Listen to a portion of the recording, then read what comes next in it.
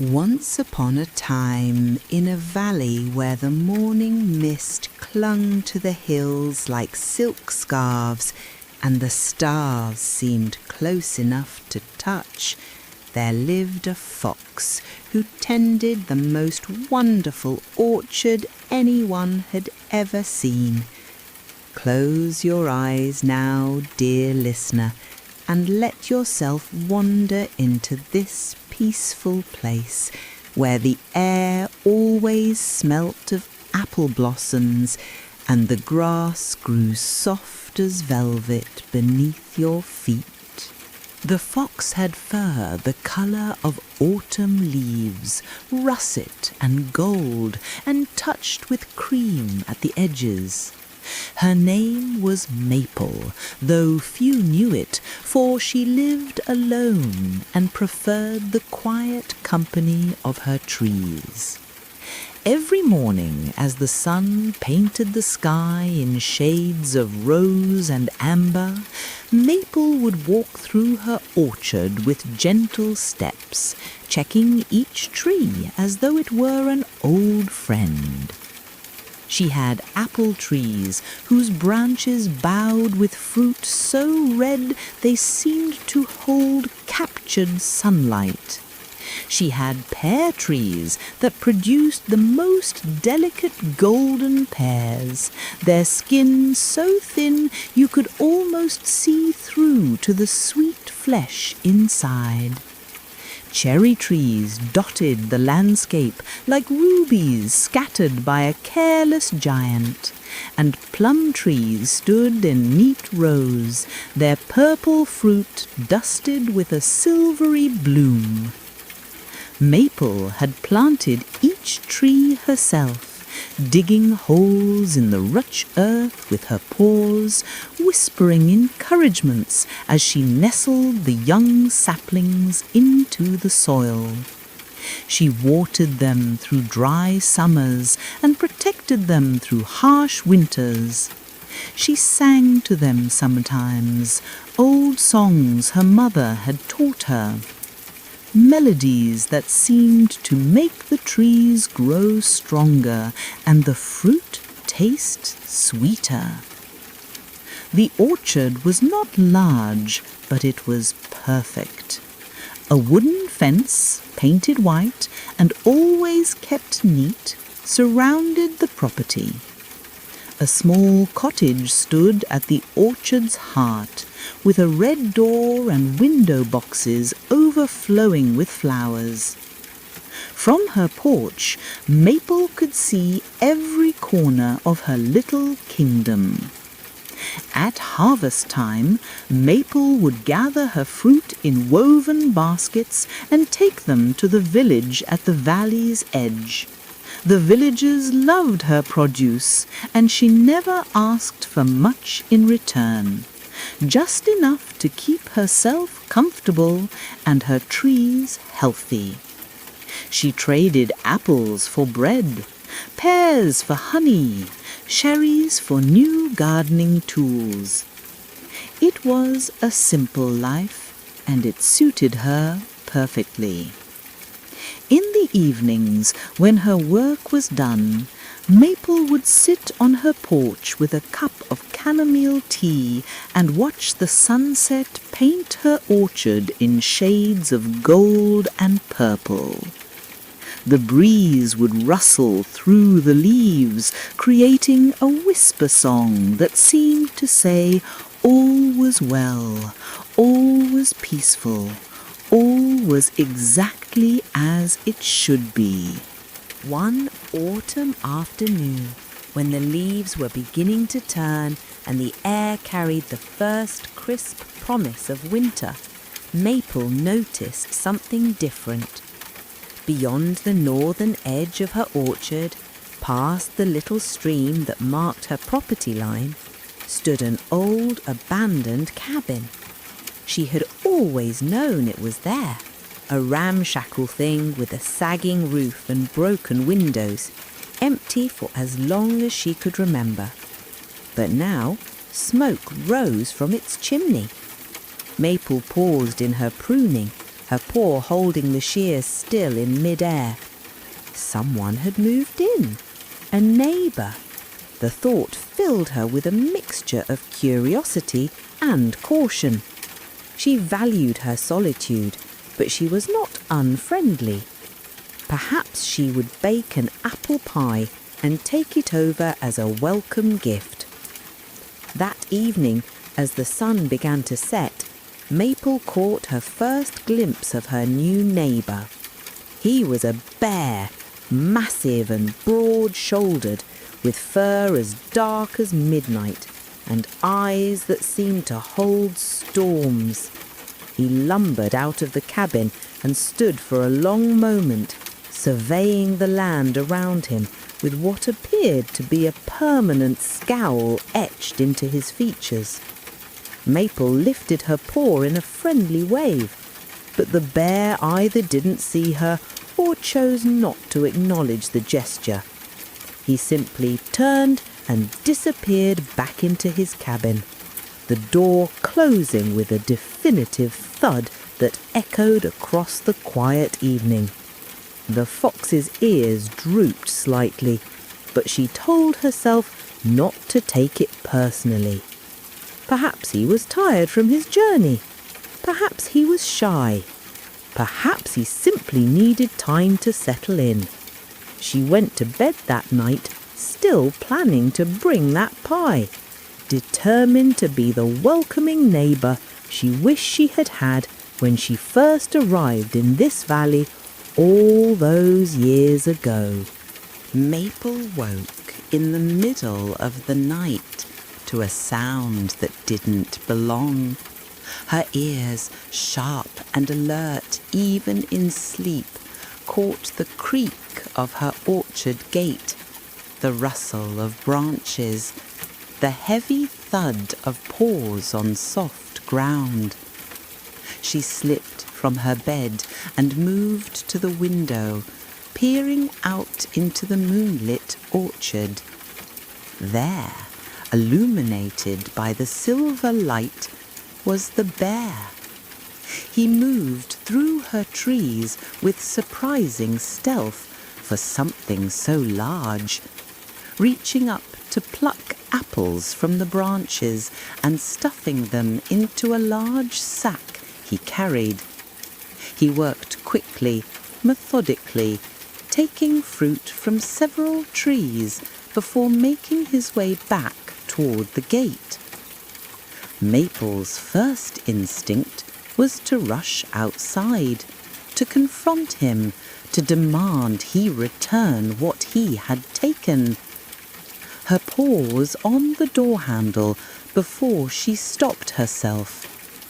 Something about the bear's posture, the hunch of his shoulders, the way he moved with a kind of resigned determination rather than gleeful theft, made her pause. She watched him disappear into the darkness, heading back toward his cabin with his stolen bounty. The fox stood at her window for a long time after he was gone, thinking. Finally she returned to bed, but sleep came slowly and was filled with questions. The next morning, Maple went out to assess the damage. The bear had taken perhaps 24 apples, not an insignificant amount, but not devastating either. Her trees still hung heavy with fruit. She examined the branches he had picked from, noting that he had at least been somewhat careful, not breaking limbs or stripping entire sections bare. As she worked that day, harvesting fruit for the village market, Maple formed a plan. That evening, instead of locking her gate as she usually did, she left it open. And beside the gate, she placed a wooden crate filled with apples, the best ones she had picked that day, polished until they gleamed in the fading light. On a piece of birch bark, she wrote a simple message with charcoal. "Please help yourself. No need to come at night." She weighted the note down with a smooth river stone and went back to her cottage. From her window, she watched and waited. Hours passed. The moon rose full and bright, and finally she saw the bear emerge from his cabin. He approached the gate slowly, cautiously. He saw the crate. He saw the note. For a long moment he simply stood there, reading the words over and over again. Then, to Maple's surprise, he didn't take the apples. Instead, he turned and walked back to his cabin, leaving the fruit untouched. But later that night, long after Maple had given up her vigil and gone to bed, the bear returned. She heard the creak of the crate being lifted, heard his heavy footsteps receding. In the morning, the apples were gone, but the note remained, held down by that same river stone. Bedtime repeated itself over the following week. Each evening, Maple would place a crate of fruit by the gate. Sometimes apples, sometimes pears, once a basket of the season's last cherries.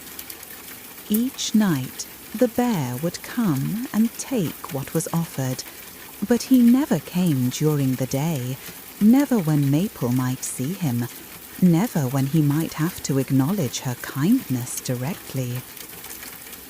Maple began to vary her offerings. She included fresh bread one night, a jar of honey another. She picked the sweetest fruit, the ripest produce, always the best of what her orchard provided. The bear took everything, always returning the crate neatly to its place by the gate. One morning, Maple found something new. The crate was back in its usual spot, but inside it was a bundle of firewood, neatly chopped and tied with a piece of rough twine. Her heart lifted. It wasn't much, but it was something, an acknowledgement, a wordless thank you. She added a new note that evening. "Thank you for the wood. It will keep me warm as the weather turns." The next morning there was more firewood, and the morning after that she found that the squeaky hinge on her orchard gate had been oiled, though she had never mentioned it needed fixing. Maple found herself smiling as she went about her work.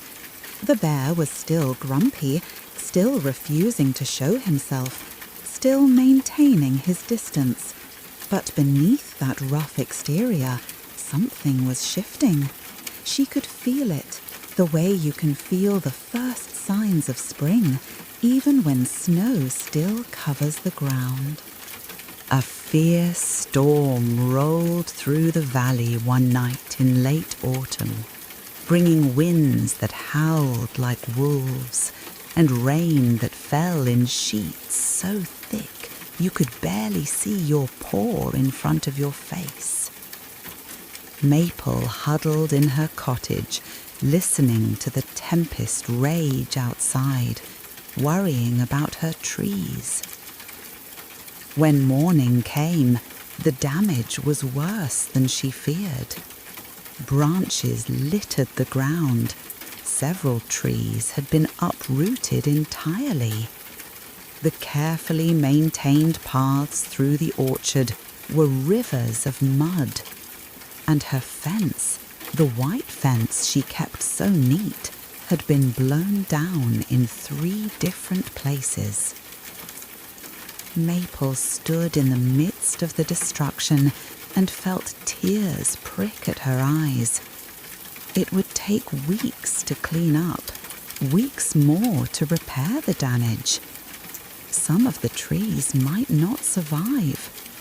She had never felt so alone, so overwhelmed by the magnitude of the task before her. She spent that day doing what she could, dragging branches into piles, trying to stake up a leaning pear tree. But as the sun began to set, exhaustion overtook her. She had barely made a dent in the work. The orchard looked worse than it had that morning, just more organized in its chaos. Too tired to prepare her usual evening offering, Maple simply went inside and fell into bed, her paws aching and her heart heavy. Maple woke before dawn to a sound that was becoming familiar, the sound of someone moving through her orchard. But this time, the footsteps didn't fade away. They continued, steady and purposeful, accompanied by other sounds, the thud of wood being stacked, the creak of fence posts being set, the methodical work of someone clearing debris. She rushed to her window and could barely believe what she saw. The bear was in her orchard, working. He had already cleared several of the larger branches, stacking them neatly for firewood. As she watched, he lifted a fallen fence post as if it weighed nothing and drove it back into the ground with powerful blows of a heavy mallet he must have brought from his cabin. Maple's throat tightened with emotion. She quickly dressed and hurried outside. The bear heard her coming. His ears swiveled in her direction, but he didn't stop working. He didn't look at her. He simply continued repairing the fence, his movements economical and efficient. The fox picked up a rake and began working alongside him, gathering scattered apples and leaves into piles. They worked in silence as the sun rose, painting the world in gold. The only sounds were the scrape of the rake, the pound of the mallet, the rustle of leaves and branches being moved. Hours passed. Maple made trips back and forth to her cottage, bringing out water and sandwiches that she left on the porch steps. The bear would pause in his work, take the offerings, nod almost imperceptibly, and return to his task. His face remained stern, his manner gruff, but his actions spoke volumes that words never could. By late afternoon, the orchard looked dramatically better. The paths were clear, the fence was repaired, the firewood was stacked neatly. The damaged trees had been properly staked and pruned. What Maple had thought would take weeks had been accomplished in a single day. As the sun began to set, the bear gathered his tools. Maple wanted to say something, wanted to thank him properly, wanted to invite him in for tea. But something told her he wasn't ready for that yet. So instead, she simply said, "You have a kind heart." The bear paused, his back to her. His shoulders tensed. For a moment, she thought he might speak. But he simply continued walking, heading back toward his cabin as the twilight gathered around them. Bedtime deepened and winter approached. The dynamic between Maple and the bear settled into something that resembled friendship, though neither would have called it that.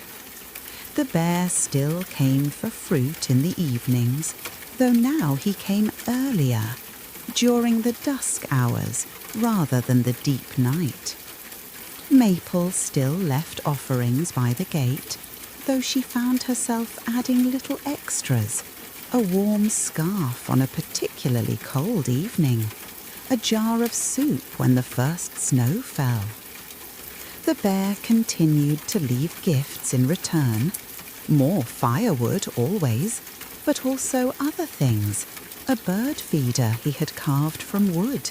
It's surprisingly smooth and detailed. A set of wind chimes made from polished stones that created the most beautiful soft melody when the breeze caught them.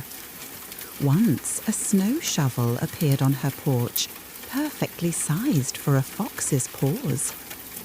They saw each other more frequently now.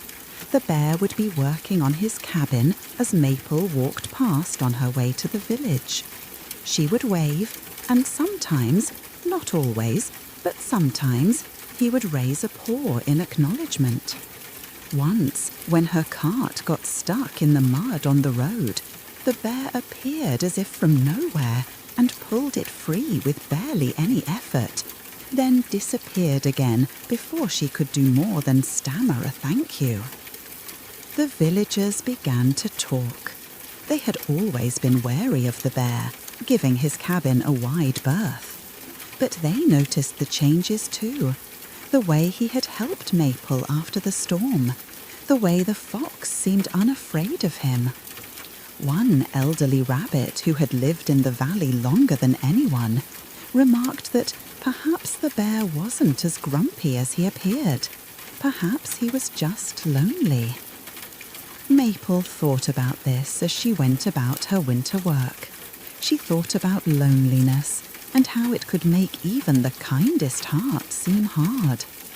She thought about how easy it was to misunderstand someone when you only saw their exterior, never taking the time to look deeper. Winter arrived with a vengeance that year. The cold was bitter and biting, the kind that made your bones ache and your breath freeze in the air. Maple kept warm in her cottage, her fireplace blazing, the firewood the bear had provided stacked high beside the hearth. One night, the coldest of the season, Maple woke to a sound that made her blood run cold. It was a howling, but not the wind. Something alive, something in pain. She grabbed her warmest cloak and a lantern and rushed outside. The sound was coming from the direction of the bear's cabin.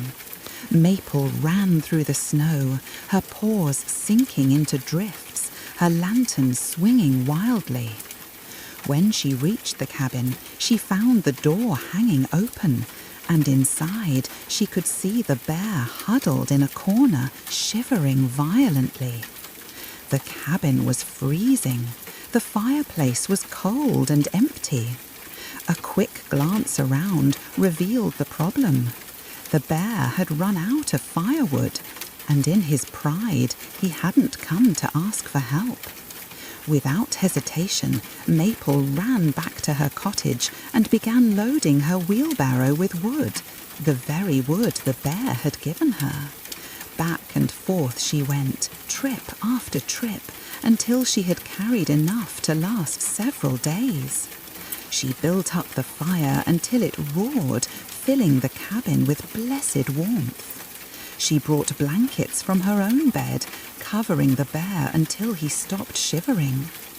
The bear watched her through all of this with eyes that held something between shame and wonder. When she finally sat down beside him, exhausted from her efforts, he spoke for the first time. "Why?" His voice was deep and rough, like stones grinding together, as if it hadn't been used in a very long time. Maple thought about her answer. "Because kindness isn't something you give only when it's easy," she said softly. "It's something you give especially when it's hard." The bear's name was Thornwood. Though he hadn't used it in so long, it felt strange on his tongue. As the warmth from the fire seeped back into his bones, he found himself talking, the words coming slowly at first, then faster, as if a dam had broken. He told Maple about his life before the valley. He had once lived in the mountains with his family, a wife, 2 cubs. They had been happy, so happy. But then a harsh winter came, harsher than any in memory. Food became scarce. His wife went out searching for anything they could eat and never returned.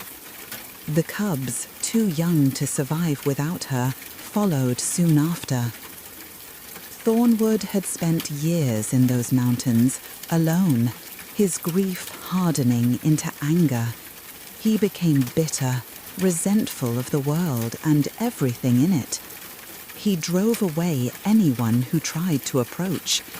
He convinced himself he was better off alone, that caring only led to pain. When he finally left the mountains, he chose the abandoned cabin in the valley precisely because it was isolated, because he could hide there from the world. He never intended to interact with anyone. He saw Maple's orchard and told himself he deserved that fruit, that the world owed him something for all it had taken. But her kindness had confused him, angered him even. How dare she be kind when he wanted to be left alone to nurse his wounds? How dare she make him feel guilty for stealing? How dare she make him feel anything at all? "I didn't know how to stop taking," he said, his voice barely above a whisper. "And I didn't know how to say thank you. Every time you left food, I wanted to tell you that I was grateful, but the words wouldn't come.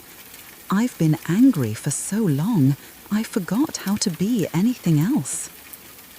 Maple listened without judgment, her kind eyes reflecting the firelight. When he finished, she was quiet for a moment. Then she said, "Grief makes us do strange things. It makes us build walls so high we forget there's anything beyond them. But walls can be torn down, Thornwood.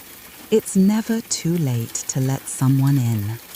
Bedtime gradually released its grip on the valley, and the first signs of spring began to appear. Something remarkable happened. Thornwood began to emerge from his isolation, like a bear coming out of hibernation, not just physically, but emotionally. It started small. He began coming to Maple's orchard during the day, helping with the spring pruning. His large paws, which seemed so clumsy and rough, were surprisingly gentle with the delicate branches. He would work in silence for hours, but it was a comfortable silence now, not the hostile distance of before. Maple taught him about the orchard, explaining which branches to cut and which to leave, showing him how to check for signs of disease or pest damage. Thornwood proved to be an eager student, soaking up the knowledge like the earth soaks up spring rain. One day, as they worked together grafting new branches onto an older apple tree, Thornwood spoke. "I never learned to grow things," he said. "In the mountains, we took what nature provided. I never thought about nurturing something, helping it become more than it was." Maple smiled.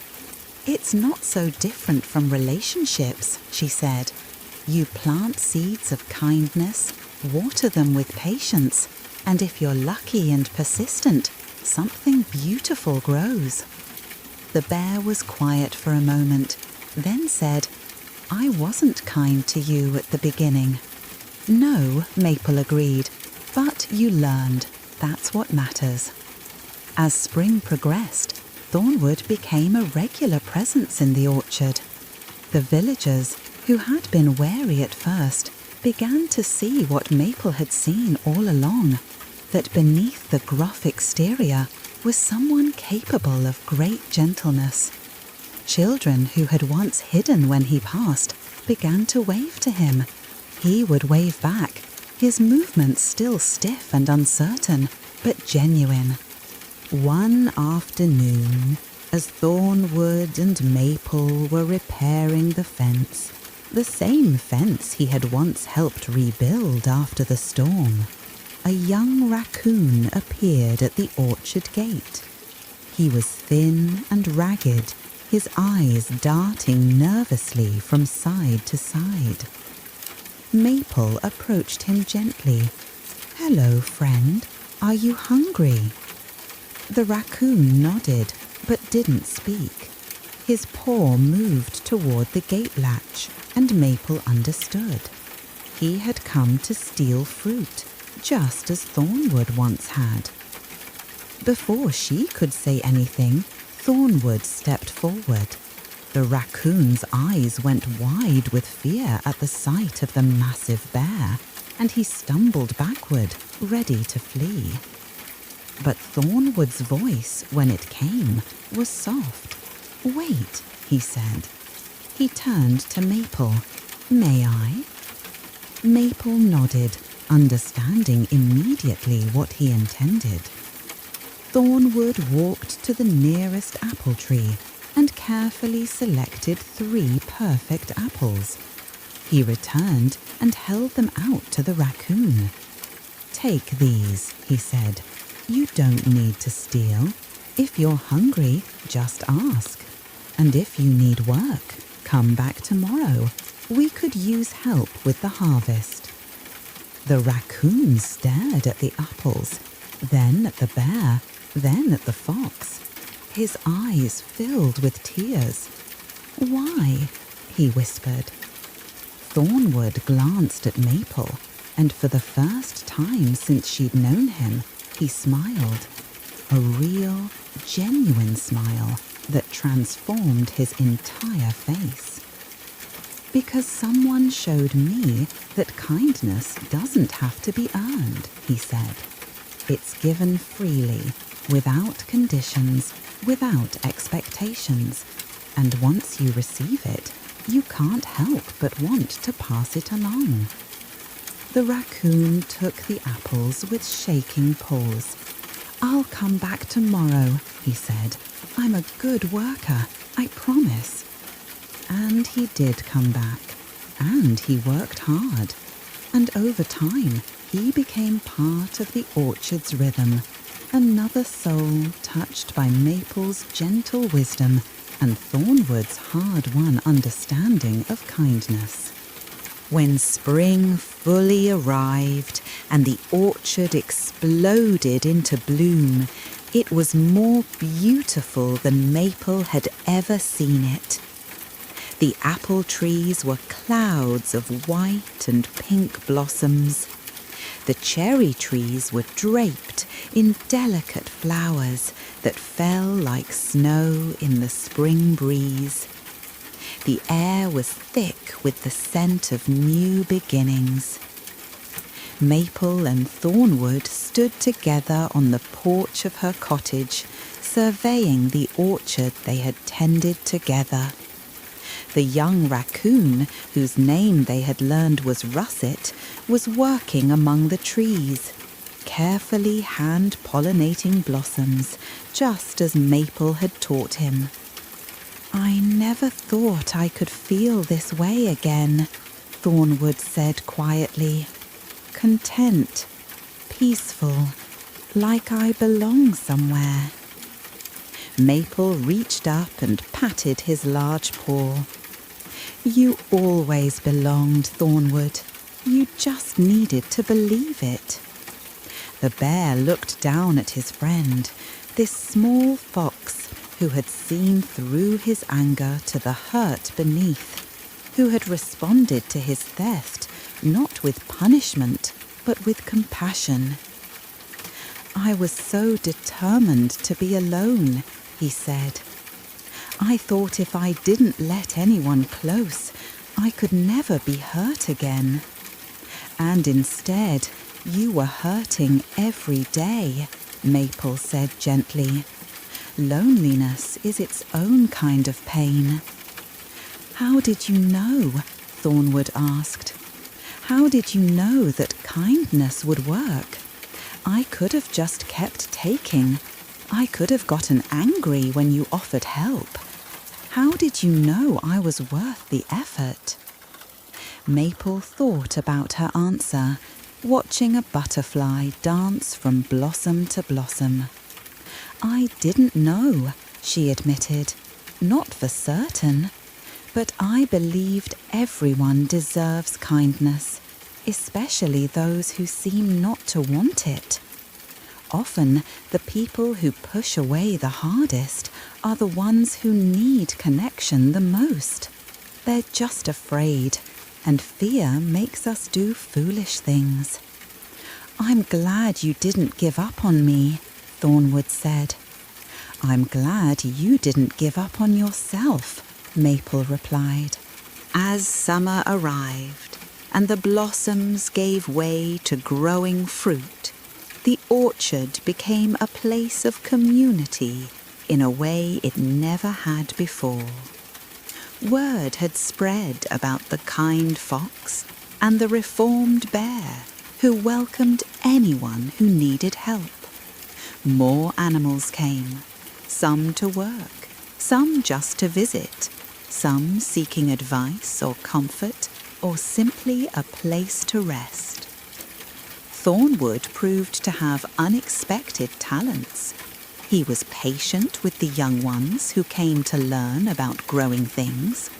His strength was invaluable for the heavy work of the orchard, and his own experience with loss and loneliness made him compassionate toward others who struggled.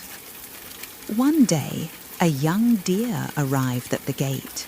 She was a shy thing, barely more than a fawn, and she carried herself as if trying to disappear. Maple recognized that body language. It was how Thornwood had moved when he first began to emerge from his isolation. The deer stayed at the edge of the orchard, not quite entering, not quite leaving. Thornwood noticed her and, without fanfare, picked a pear and walked slowly toward her. He stopped several feet away and placed the pear on the ground, then stepped back. You're safe here, he said simply. Take your time. Maple watched from the porch, her heart swelling with pride. This was what kindness did. It multiplied, spreading from one heart to another like ripples on a pond. The deer eventually took the pear. She didn't leave. Over the following weeks, she began to help with the work, always quiet, always cautious, but gradually becoming more comfortable. Thornwood took her under his wing, teaching her about the trees with the same patience Maple had shown him. When harvest time arrived, the orchard was bursting with fruit. The apples hung heavy on the branches, red and gold and green. The pears were perfectly ripe, their skin soft to the touch. It was the best harvest Maple had ever seen, and she knew it was because of the care the orchard had received, not just from her, but from Thornwood, Russet, the shy deer whose name was Willow, and all the others who had found their way to this place.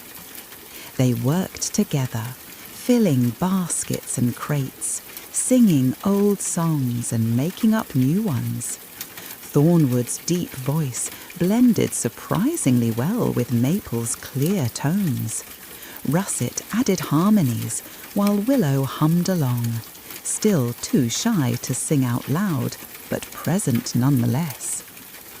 When the work was done and the fruit was sorted and prepared for the village market, they sat together on Maple's porch as the sun set, drinking cool cider made from the previous year's apples. "I was thinking," Maple said, breaking the comfortable silence. "This orchard has become something more than just mine. It belongs to all of us now. What would you think about making that official? We could be partners, all of us, working together, sharing in both the work and the rewards." Thornwood looked at her, surprise evident in his expression. "You would do that? Share what you've built?" "It's better this way," Maple said simply. "Alone, I had a successful orchard. Together, we have something much more valuable. We have community. We have friendship. We have purpose." Russet and Willow exchanged glances, hope lighting up their faces. "Yes," Thornwood said, his voice thick with emotion. "Yes, I would be honoured." And so it was decided.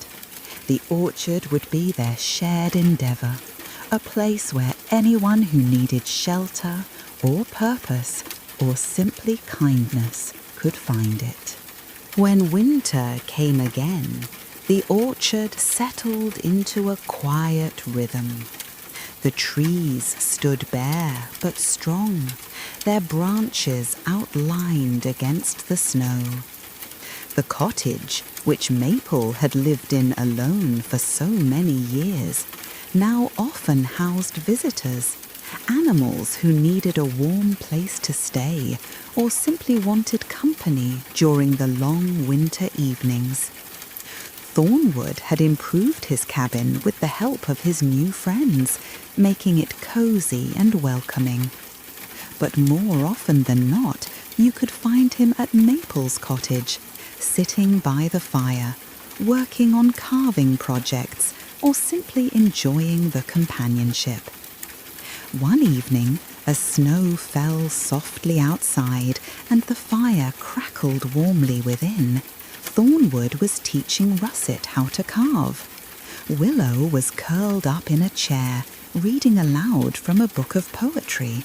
Maple was darning socks and humming softly. "Tell us," Russet said suddenly, looking up from his work, "tell us how you two became friends, the whole story." Maple and Thornwood exchanged glances. They had never fully told the story, not from beginning to end. So Maple began, telling about the night she first saw Thornwood stealing fruit from her orchard, about how she chose kindness over anger, offering rather than confronting. Thornwood picked up the tale, speaking honestly about his grief and loneliness, about how her kindness had confused and frustrated him because he wasn't ready to accept it. They talked about the storm and its aftermath, about the cold night when Maple saved Thornwood from freezing, about the slow thawing of a heart that had been frozen by grief.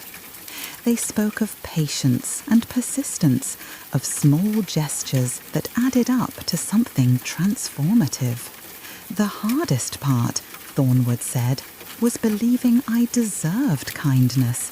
I had convinced myself I was a bad person, that I didn't deserve good things. Every time Maple offered help, a part of me wanted to reject it because accepting it meant acknowledging that maybe I was wrong about myself." "But you weren't bad," Willow said softly. It was perhaps the longest sentence she had spoken since arriving. "No," Thornwood agreed. "I was hurt, and hurt people sometimes hurt others, even unintentionally. But hurt people can also heal, if given the chance, if shown patience, if offered kindness, even when they don't seem to deserve it." Bedtime slowly gave way to spring again. The cycle renewed itself. But this year was different. The orchard, which had once been Maple's solitary domain, now thrummed with life and purpose. Plans were made for expansion, new trees to plant, new sections to develop. Each member of their little community contributed ideas and labour. Thornwood discovered he had a talent for landscape design, envisioning ways to make the orchard not just productive, but beautiful. Russet proved to be excellent with numbers, keeping track of harvests and sales, and making sure everything was managed fairly. Willow, so quiet and shy, turned out to have a gift for grafting and propagation, coaxing reluctant branches to take and thrive. More animals came as word spread.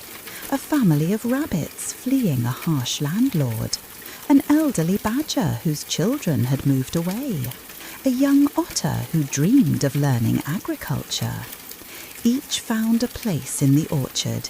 Each contributed their unique gifts. Each received the kindness and acceptance that Maple had first shown Thornwood.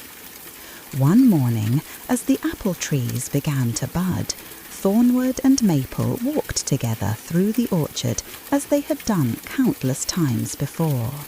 But this time, Thornwood stopped at a particular tree, the very tree he had first stolen from all those months ago. "I remember this tree," he said quietly. "I remember standing here in the dark, taking what wasn't mine, feeling justified in my anger and my grief." "And now?" Maple asked. Thornwood reached out and gently touched a budding branch. "Now I understand that what I was really stealing from was myself. Every night I came here in darkness and anger, I was robbing myself of the possibility of something better.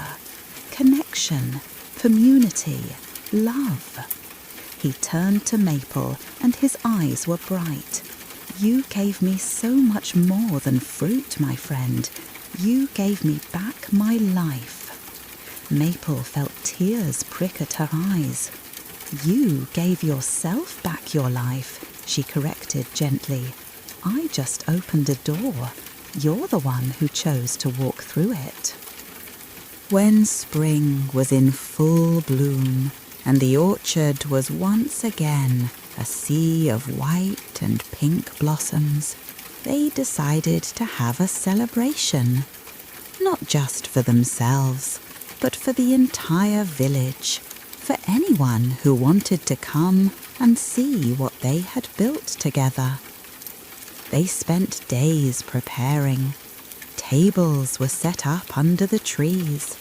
Food was prepared, pies and cakes and breads made from the orchard's fruit, preserves and ciders and treats of all kinds. Lanterns were hung from branches, ready to be lit as evening fell. Banners were strung, flowers were arranged, everything was made perfect and welcoming. The day of the celebration arrived with perfect weather, warm sunshine and a gentle breeze that carried the scent of blossoms everywhere. Villagers arrived in groups and families, exclaiming over the beauty of the orchard, marvelling at how it had grown and changed. Children ran through the trees, playing games. Elders sat in the shade, swapping stories and enjoying the peaceful atmosphere. Everyone was welcomed, everyone was included, and there was more than enough for all. At one point, the village elder, an ancient turtle named Mossback, who had lived in the valley longer than anyone could remember, called for everyone's attention. The crowd gathered around as he climbed carefully onto a platform Thornwood had built for the occasion. "I have lived a very long time," Mossback said, his voice creaky but strong. "And in all my years, I have never seen anything quite like this orchard. Not because of the fruit it produces, though that is exceptional, but because of what it represents." He paused, looking around at the assembled crowd. "This orchard is proof that kindness is not weakness, that patience is not passivity, that offering help to those who seem least deserving of it can transform not just them, but entire communities." His ancient eyes found Maple and Thornwood standing together at the edge of the crowd. We all know the story of the fox and the bear, how one offered kindness and the other learned to accept it, how theft became friendship, isolation became community, and anger became love. It's a story worth remembering, worth sharing, worth living ourselves. As the celebration wound down and evening approached, Maple found herself alone on her porch, watching the lanterns glow softly among the trees. The sound of laughter and conversation drifted through the evening air, a gentle symphony that spoke of joy and togetherness. Thornwood climbed the steps and settled beside her, the wood creaking slightly under his weight. For a while, they simply sat in comfortable silence, watching their friends and neighbours enjoying the orchard. "Do you ever regret it?" Thornwood asked suddenly. "That night when you first saw me stealing, do you ever wish you had done something different? Confronted me, or reported me to the village authorities, or simply locked your gate and been done with it?" Maple considered the question seriously. "No," she said finally, "not once. Even in the moments when I wasn't sure if my approach was working, even when it seemed like you might never open up, I never regretted choosing kindness." "Why not?" Thornwood pressed. "I didn't make it easy for you." "Because kindness isn't about the immediate result," Maple explained. "It's about planting seeds and trusting they'll grow, even if you can't see it happening. Some seeds sprout quickly, and some take time. But if you give up too soon, you'll never know what might have bloomed." She turned to look at him, her expression gentle.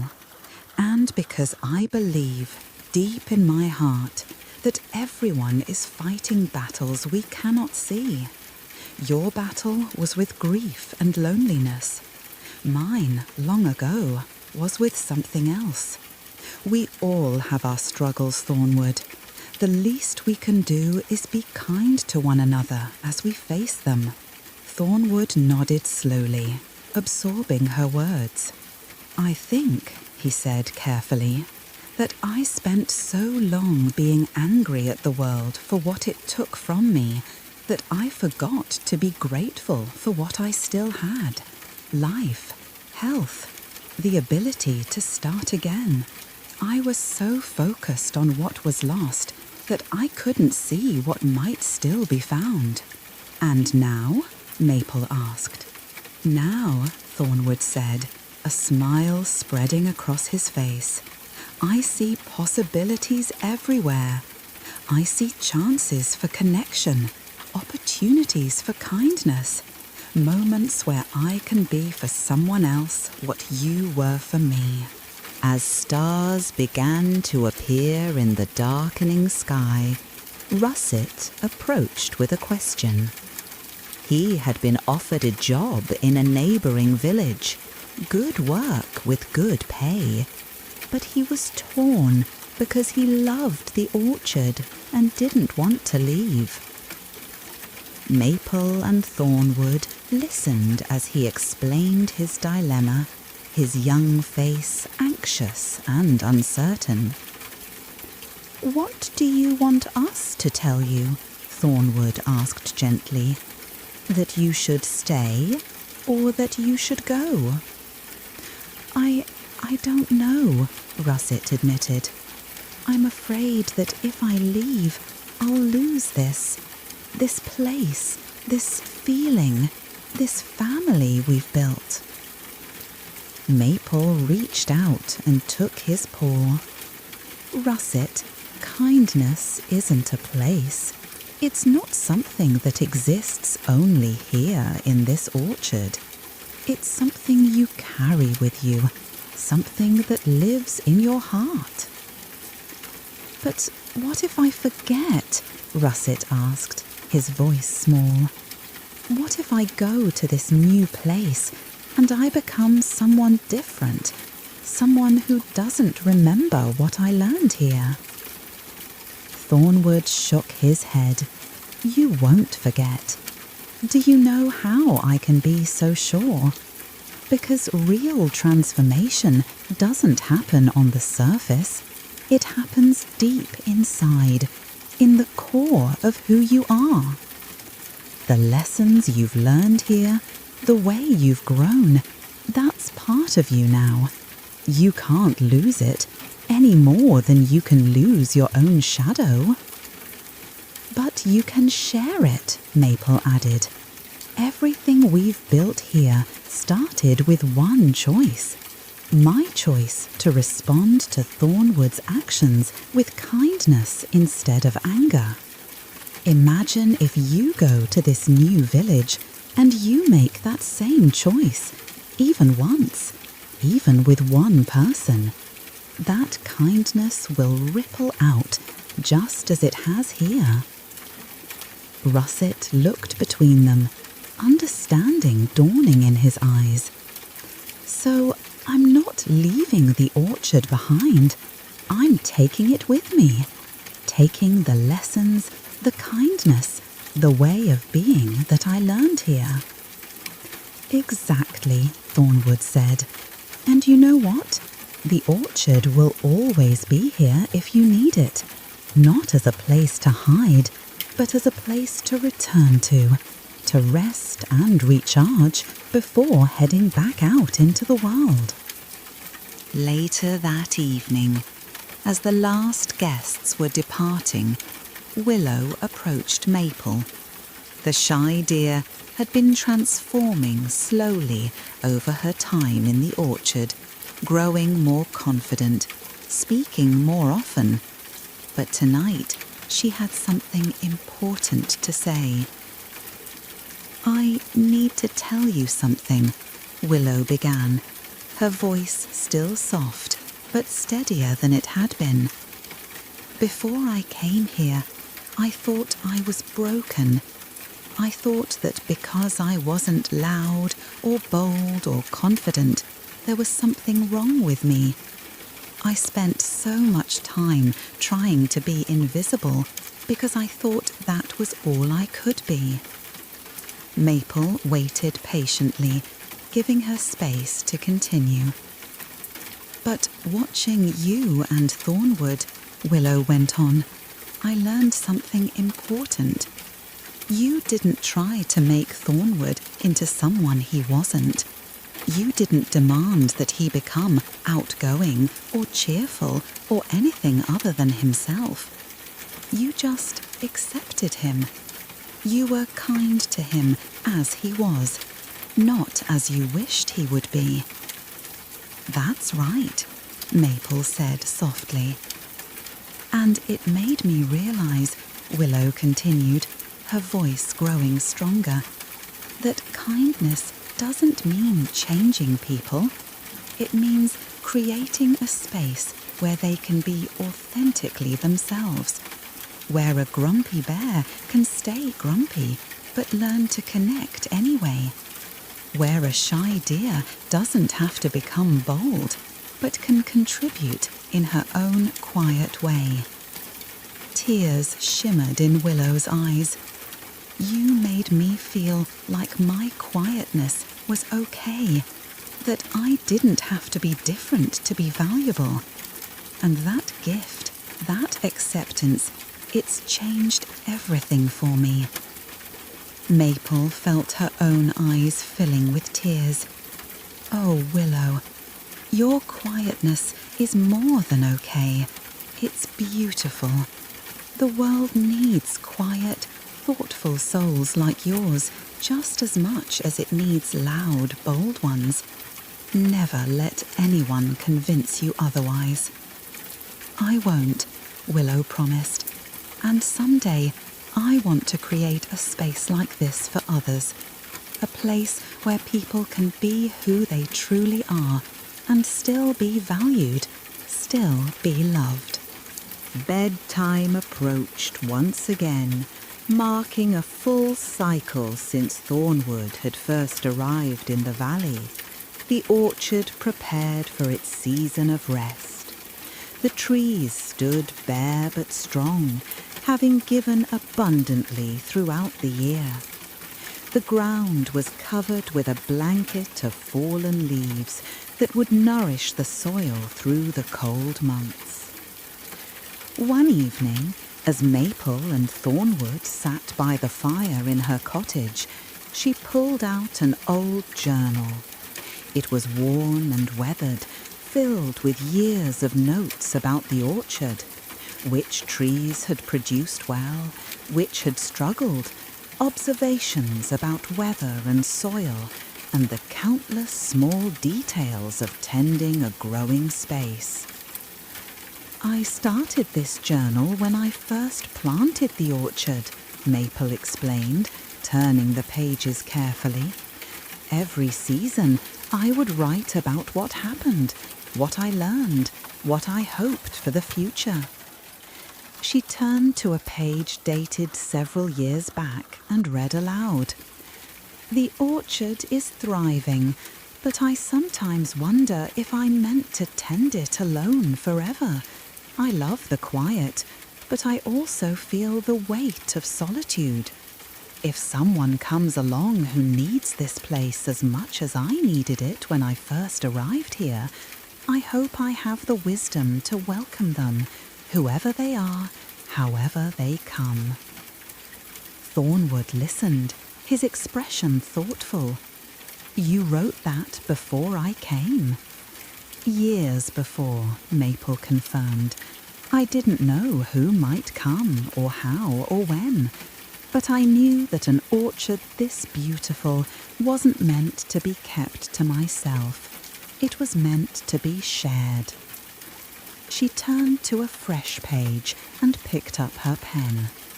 Thornwood watched as she wrote, her handwriting neat and clear. This year, the orchard became more than I ever dreamed. A bear who came stealing in the night became a friend who stays through all seasons. A lost raccoon found purpose. A shy deer found her voice. And I learned that kindness, when given freely and patiently, can transform not just individuals, but entire communities.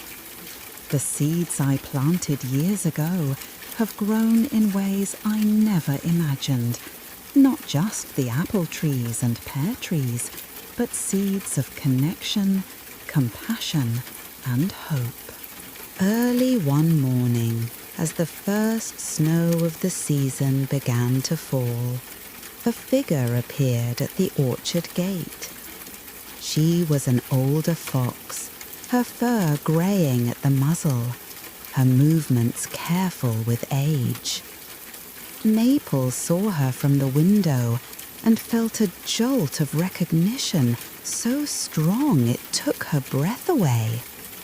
"Mother," she whispered. She hadn't seen her mother in many years. They had parted on uncertain terms, Maple determined to build her own life. Her mother worried that she was choosing isolation over community.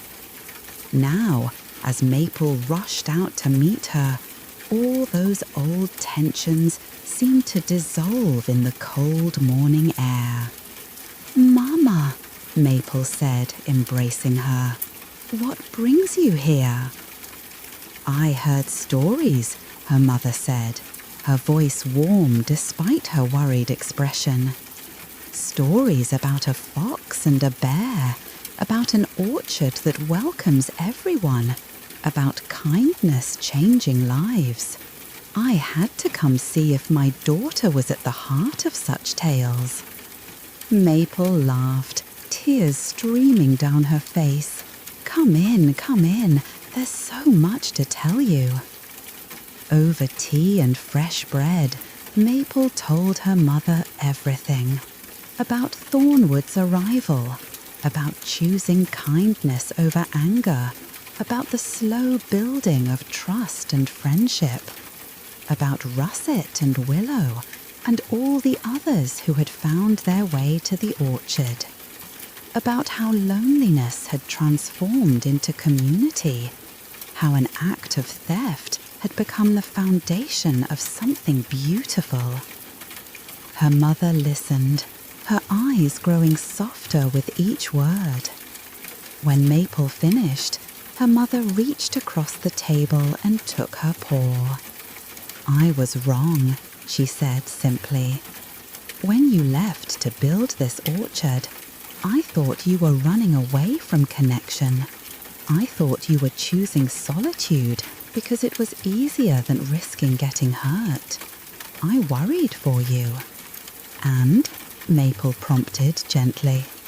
"And I couldn't have been more wrong," her mother continued. "You weren't running from connection. You were creating space for it. You built something here that welcomes everyone, that transforms lives, that spreads kindness like seeds on the wind. I'm so proud of you, my daughter, so very proud." That evening, Maple's mother met Thornwood and the others.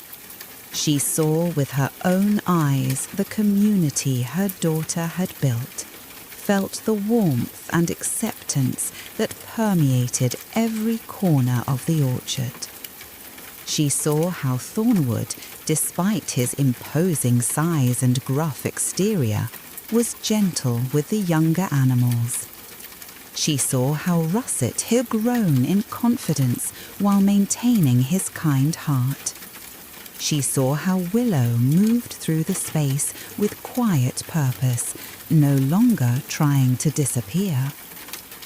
After dinner, as they all sat around the fire, Maple's mother told stories of her own.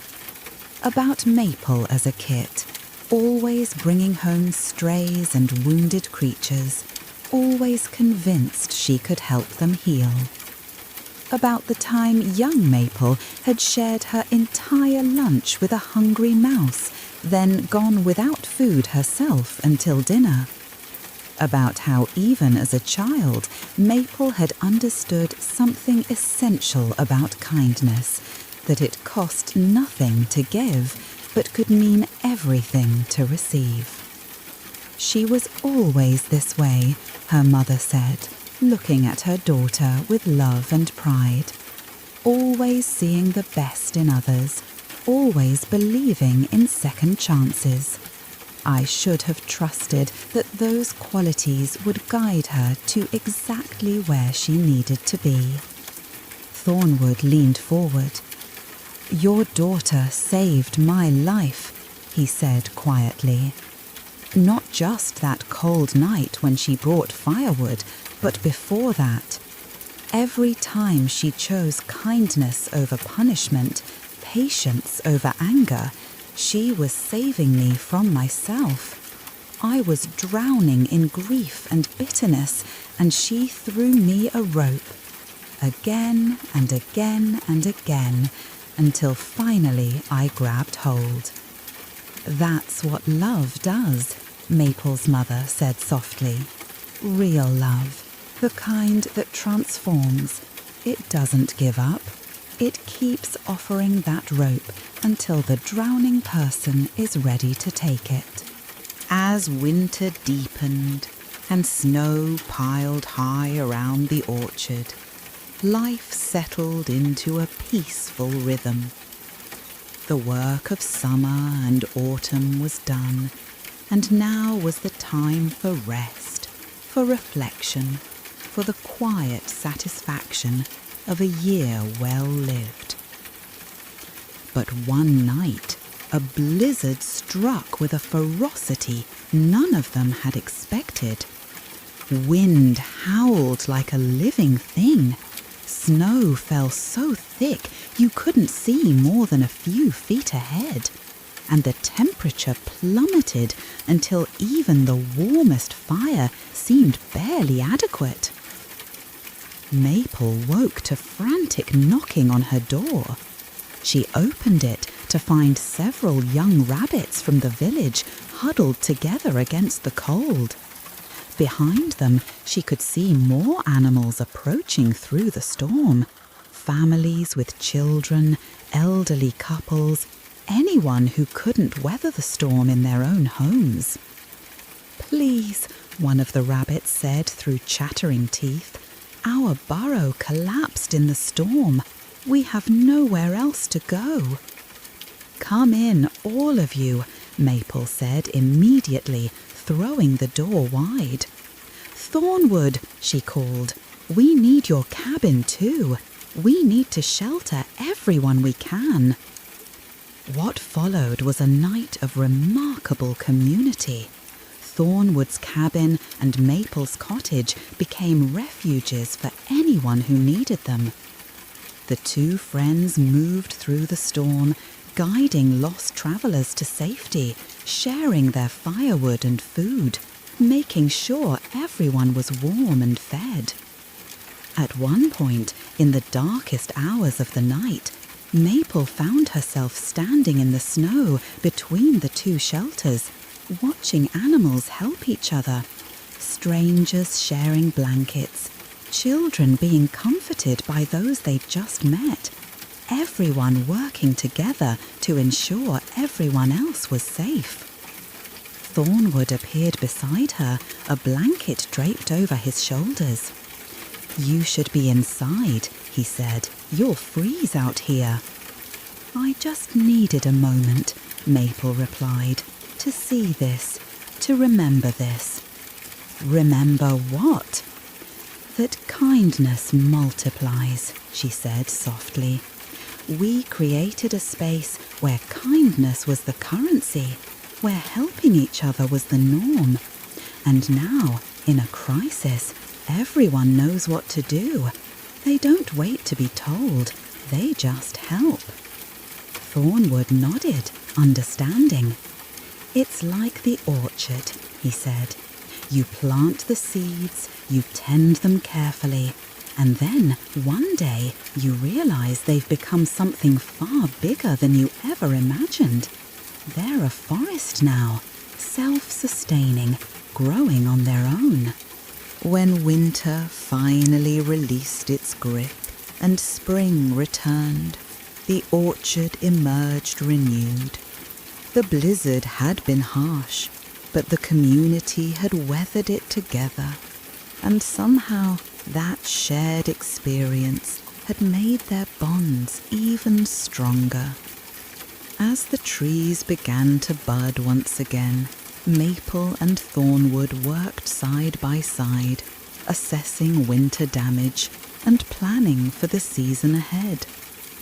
It had become their ritual, this quiet time in early spring when it was just the two of them before the bustle of growth and harvest began. "Do you remember what you asked me once?" Thornwood said, carefully pruning a branch. "About whether I regretted coming here."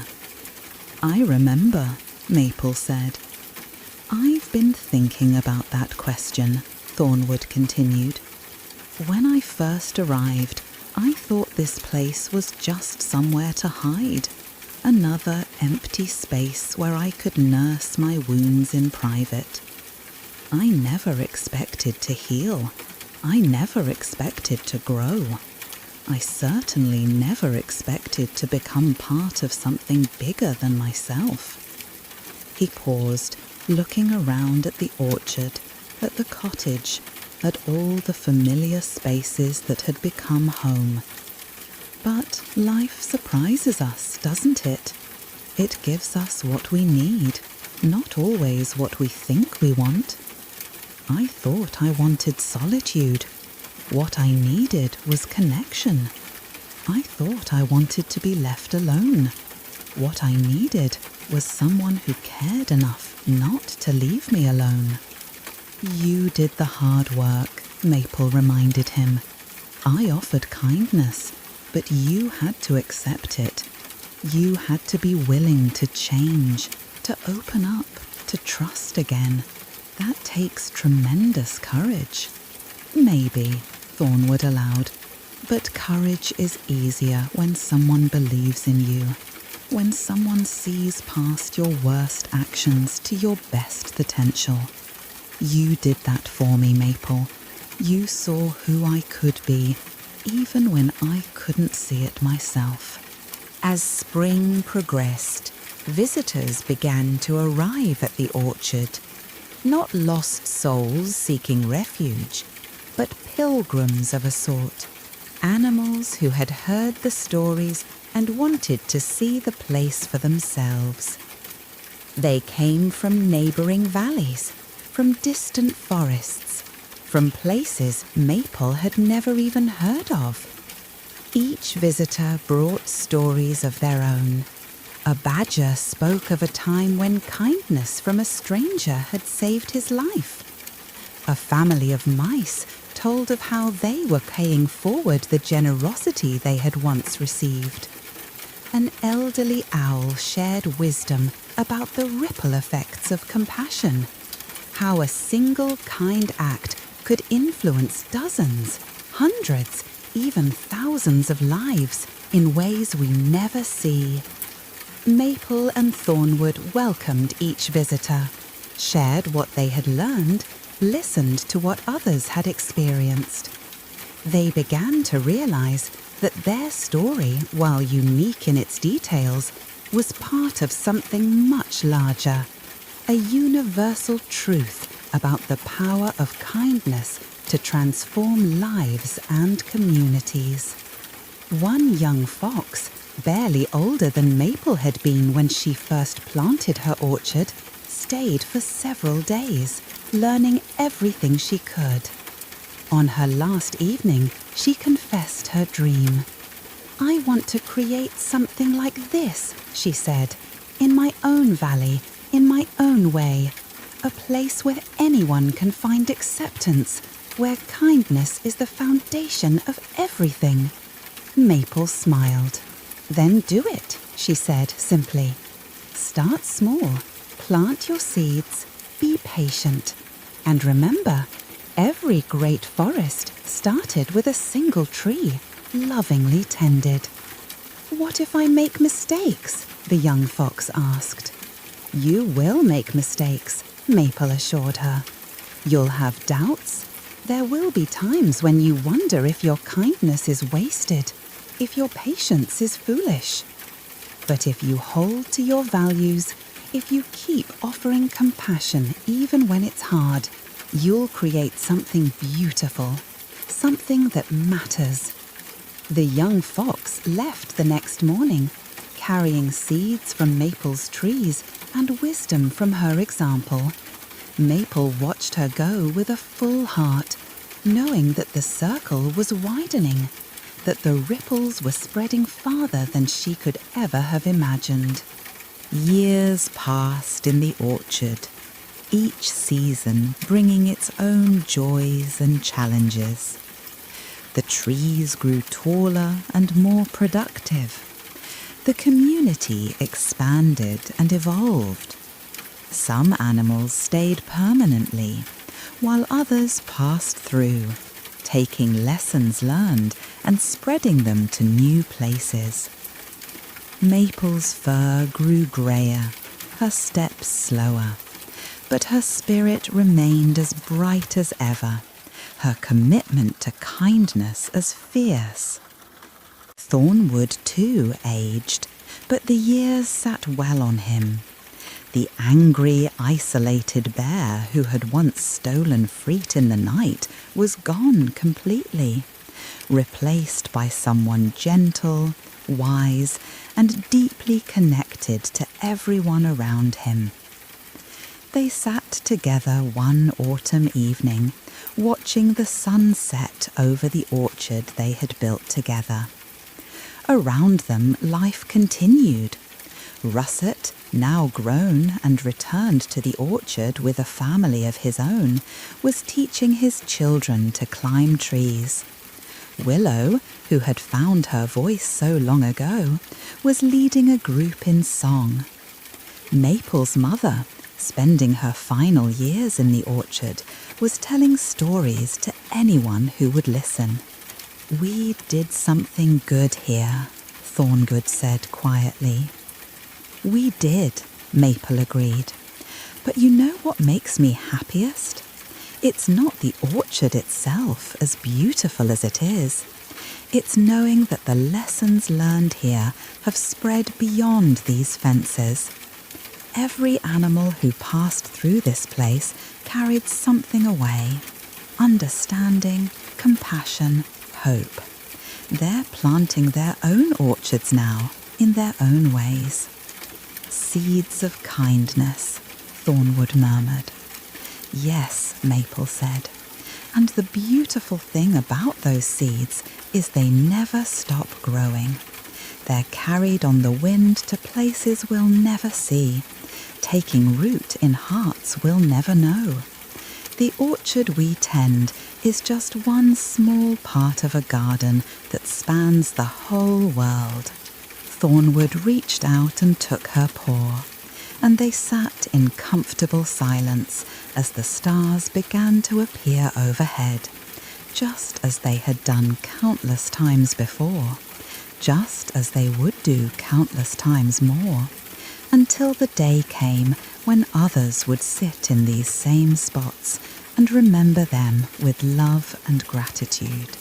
On a perfect spring morning, when the orchard was in full bloom and the air sang with the buzz of bees and the chirp of birds, something remarkable happened. Animals began to arrive from all directions, from the village, from distant forests, from valleys and hills and places far away. They came because word had spread that Maple was ill. Her long life was drawing to its natural close, and everyone who had been touched by her kindness wanted to say goodbye, to thank her, to tell her what she had meant to them.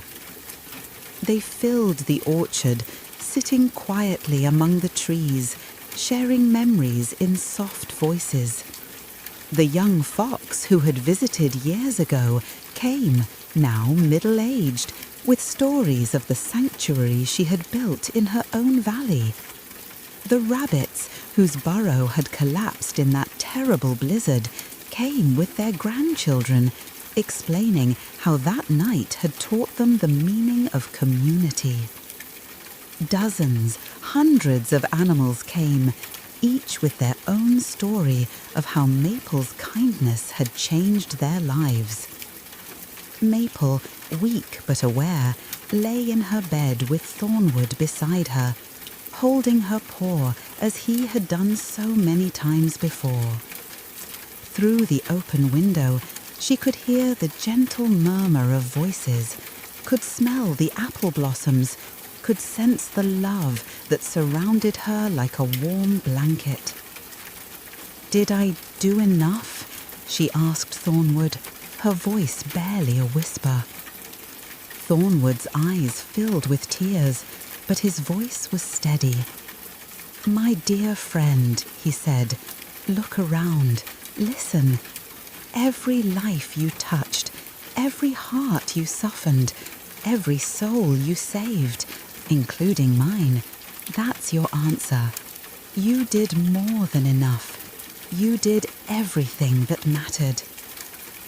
"Will you take care of the orchard?" Maple asked. not just the trees, but everything it represents? I will, Thornwood promised, and so will Russet and Willow and everyone else whose life you changed. The orchard will continue because what you built here wasn't just a place. It was a way of being in the world. That can never die. Maple smiled, peaceful and content. Then I can rest, she whispered. I can rest, knowing that the seeds I planted, all of them, will continue to grow and bloom long after I'm gone. And so the orchard continued, tended by Thornwood and all those whom Maple had touched. The trees continued to bloom each spring, their blossoms a reminder of beauty and renewal. The fruit continued to nourish the community, both literally and figuratively. And the lessons Maple had taught about kindness and patience and the transformative power of compassion continued to spread, carried by every animal who had known her, passed down to every generation that came after. Thornwood lived many more years, becoming the elder of the orchard, the keeper of its stories and its heart. He told anyone who would listen about the fox who had saved him with nothing but kindness, who had taught him that even the hardest heart could soften, that even the loneliest soul could find connection, that it was never too late to become who you were meant to be. The orchard became legendary, a place of pilgrimage for those seeking to understand what true kindness looked like in action. And every visitor left with the same message, that kindness costs nothing but creates everything, that patience is not weakness but strength, and that offering compassion, especially to those who seem least to deserve it, can change the world one heart at a time. Years turned to decades, and decades to generations. The orchard evolved, but its essential nature remained constant. It remained a place of welcome, a sanctuary of acceptance, a living testament to the truth that one small fox and one grumpy bear had proven so beautifully, that kindness softens even the hardest hearts, and that love, freely given and patiently offered, can transform anything. And so, dear listener, as you drift towards sleep, carry this story with you. Remember that you too have the power to plant seeds of kindness. Remember that your patience might be exactly what someone needs to begin their own transformation. Remember that even the smallest gesture of compassion can ripple out in ways you'll never see, touching lives you'll never know, creating beauty you'll never fully comprehend. Sleep now and dream of orchard-ring bloom, of hearts opening like flowers, of a world where kindness is the currency we all share freely. Dream of the possibility that exists in every interaction, every choice, every moment when we decide how to treat the beings around us. The orchard awaits, always in bloom, always welcoming, always reminding us of what matters most. Good night, dear listener. May your dreams be gentle and your heart be kind.